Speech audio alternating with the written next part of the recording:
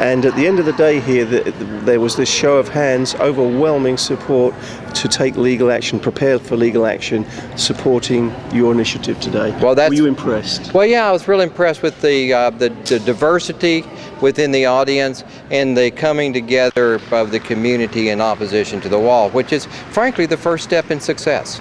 And so, you know, as someone who might be litigating this, I was very gratified to see that sort of coming together, because representing a unified community on a populist issue like this, it's really important to have a unified community. One last question. It's not too late for this for you to affect change and stop the wall? Oh, I think you can stop the wall. I think it could be stopped by the mere threat of litigation. Really? Expand. Well, I mean, the fact that everybody has unified here and has agreed. I'm sure that the word will get back to Washington tomorrow, if not sooner.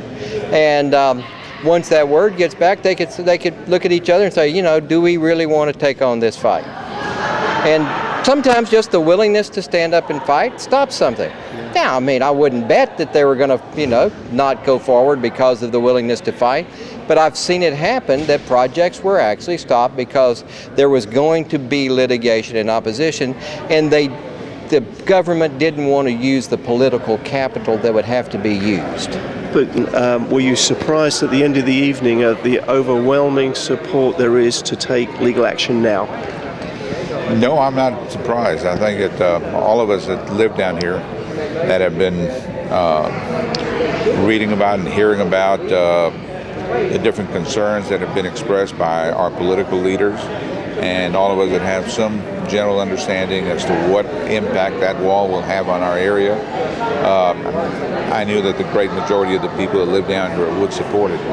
And as far as the support for a legal option, I mean, we really have no choice. The way that the government has treated us leaves us no choice but to go out there and exert whatever rights inure to our benefit based on some of the treaties that have been passed between Mexico and the United States that affect us, and of course, very importantly, are the rights that we have under the Constitution of the United States. I mean, we got three options. We can keep on trying to work politically for some kind of a solution. That hasn't gotten us very far so far.